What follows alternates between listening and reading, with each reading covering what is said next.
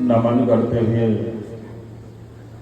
माँ नर्मदा का वाङ्मय स्वरूप नर्मदा पुराण सादर नमन। फिर व्यासपीठ पर विराजे व्यास के भी पिता पारस जी महाराज। वैसे व्यास आसन है, लेकिन व्यासपीठ पर जो विराजे व्यास के भी पिताजी ही पारस ऋषि यहाँ विराजे हुए हैं। सादर नमन। और सतत कई वर्षों से ये श्मशान भूमि में श्रीमद् भागवत, शिव पुराण, नर्मदा पुराण आदि ये कार्यक्रम जो करवा रहे हैं, इसे गुप्ता जी के सारे परिवार को साधुवाद। भाइयों,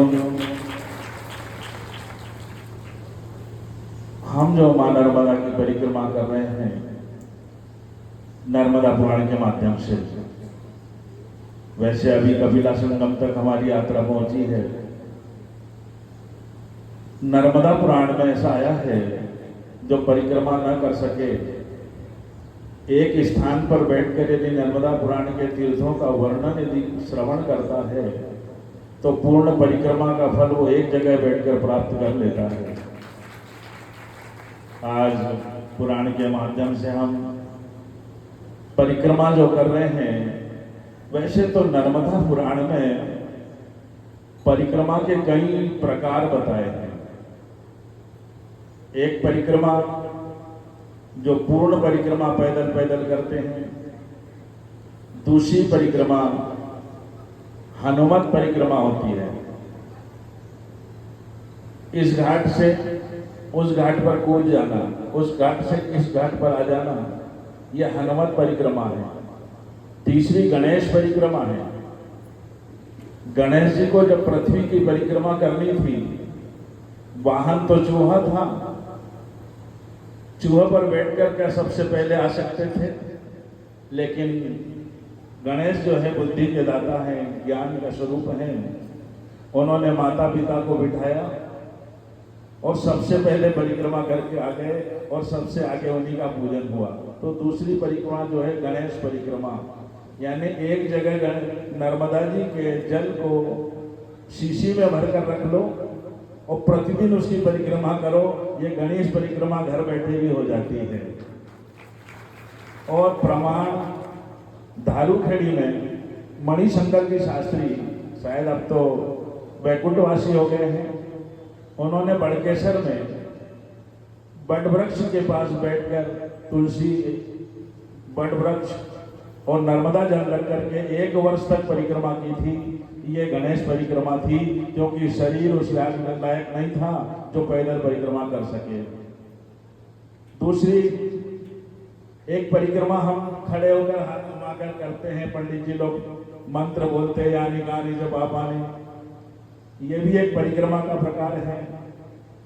तो कई प्रकार बताए हैं, और सबसे श्रेष्ठ परिक्रमा का जो प्रकार है जो आप लोग कर रहे हो, नर्मदा पुराण के माध्यम से सारे तीर्थों का वर्णन श्रवण करते हुए, और परिक्रमा जो चल रही है हमारी, जो उन्होंने घाटों का वर्णन, तीर्थों का वर्णन श्रवण किया, उन्हें यहाँ बैठकर ही पूर्ण परिक्रमा का फल प्राप्त होता है।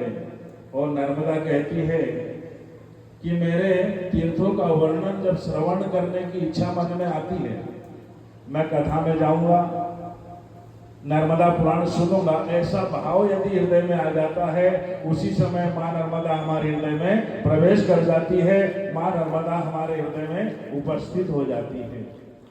फिर नर्मदा कहते हैं विशेष पुण्य है।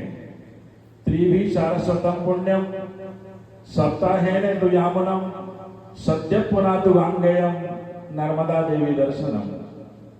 सरस्वती में 3 दिन स्नान करो, जो पुण्य मिलता है।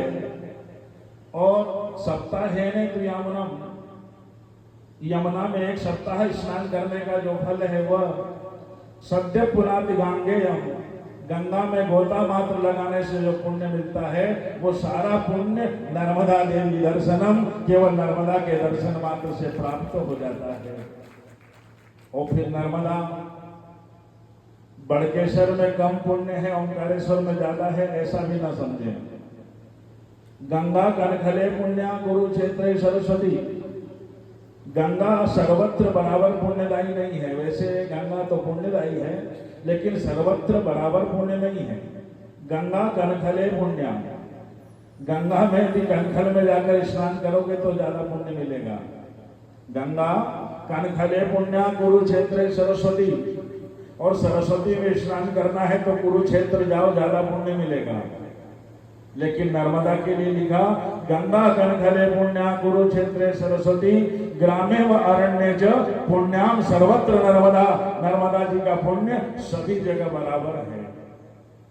भाइयों, एक बार की बात है, कोई पर्व पर सारे ऋषि मुनि स्नान कर रहे थे गंगा में, लेकिन मार्कंडेय ऋषि जिन्होंने 7 प्रलय देखे हैं वो स्नान नहीं कर रहे थे।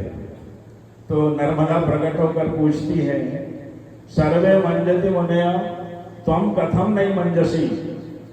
हे ऋषिराज, आज पर्व पर सभी लोग नर्मदा स्नान कर रहे हैं, लेकिन आप स्नान क्यों नहीं कर रहे हो? सर्वे मंजति मुनय त्वं कथम नहीं मंजसी, तुम स्नान क्यों नहीं कर रहे हो? तो मार्कंडेय ऋषि बोले कि हे मां, रेवा तव दर्शनान मुक्ति, रेवा तव दर्शनान मुक्ति न जाने स्नान जम फलम। हे मां, तेरे दर्शन से ही कल्याण हो जाता है, तो मैं स्नान के फल को तो जानता ही नहीं हूं कितना पुण्य होता है। अर्थात नर्मदा केवल दर्शन मात्र से पवित्र करती है। आज जो भी इस कथा में पधारे हैं सभी का साधुवाद, सभी का वंदन, सभी का अभिनंदन। और इस शुभ कार्य में जिन्होंने सहयोग किया है, चाहे वो संगीत के रूप में हो, माइक के रूप में हो, टेंट के रूप में हो, या फूल माला लाते हो, या यहाँ की व्यवस्था में लगे हों, उन सभी का साधुवाद। क्योंकि सहयोग की जो भावना है उनका नाम जो लिखा जाएगा सहयोग की लिस्ट में लिखा जाएगा। और संत कहते हैं नाम ऐसी जगह लिखाओ जहाँ कोई न काटे। मालव माटी के संत कमल किशोर नागर जी कहा करते हैं कि नाम ऐसी जगह लिखाओ जहाँ कोई न काटे। 30 एकड़ पर नाम लिखा हुआ है। जिस दिन हमारी मृत्यु होगी, बेटा ही जाकर कटवाएगा तहसीलदार, मेरे बाप का नाम काट दो। तो नाम ऐसी जगह मत लिखाओ जहाँ कोई कटाए। सहयोग की लिस्ट में लिखवाना, कोई भी नहीं कटा सकेगा, चाहे छोटा हो या बड़ा सहयोग हो। सहयोग जिन्होंने भी दिया उन सबका साधुवाद। एक मंदिर में आग लगी थी, दहाय दहाय कर मंदिर जल रहा था। मंदिर में आग लगी हुई थी, दहाय दहाय कर मंदिर जल रहा था। सभी लोग अपने बर्तनों में पानी लाकर आग बुझाने लगे थे। एक चिड़िया दूर बैठकर देख रही थी। चिड़िया ने सोचा मंदिर की आग बुझाने में मैं भी सहयोग करूं, लेकिन बेचारी क्या कर सकती, अपनी चोंच में पानी भरकर लाई और मंदिर के ऊपर से डालने लगी। दूर बैठा एक कौवा देख रहा था। वो कौवा बोला, अरे चिड़िया, तेरी चोंच में कितना पानी आता है जो तू मंदिर की आग बुझाने चली है। चिड़िया, तेरी चोंच में कितना पानी आता है तू जो मंदिर की आग बुझाने चली है। तो चिड़िया बोली, अरे कौवे, मैं मंदिर की आग तो नहीं बुझा सकती। अरे कौवे, मैं मंदिर की आग तो बुझा नहीं सकती, लेकिन जिस दिन मरूंगी उस दिन इतिहास लिखा जाएगा। कौन सा? बोले जिस दिन मरूंगी उस दिन इतिहास लिखाया जाएगा, और इतिहास में मेरा नाम आग लगाने वालों में नहीं, आग बुझाने वालों में होगा। इतिहास में मेरा नाम आग लगाने वालों में नहीं, आग बुझाने वालों में होगा। इसी तरह साधुवाद सभी का, और जिन्होंने भी सहयोग किया है सभी का साधुवाद। और हमारे जो अनुज है अनिल बारासर, बड़ा स्नेह है। तो वर्ष में कार्यक्रम में एक दिन के लिए तो हमें भी मौका मिल ही जाता है आने का। और फिर यहाँ बिना बुलाए कौन आता है यहाँ? क्योंकि जीवन भर अपराध करते रहे, जीवन भर गुनाह करते रहे, एक गुनाह और करेंगे, जीवन भर गुनाह करते रहे, एक गुनाह और करेंगे, और लोग तो चलेंगे पैदल और हम सबके कांधों पे चलेंगे। तो जहाँ कांधों पे आने की बजाय जो चलकर आ रहे हैं, सभी का साधुवाद, सभी का वंदन और सभी का अभिनंदन। मैं ज्यादा समय नहीं लूंगा, अपनी वाणी को विराम देता हूं। गोपाल कृष्ण भगवान की जय। जय।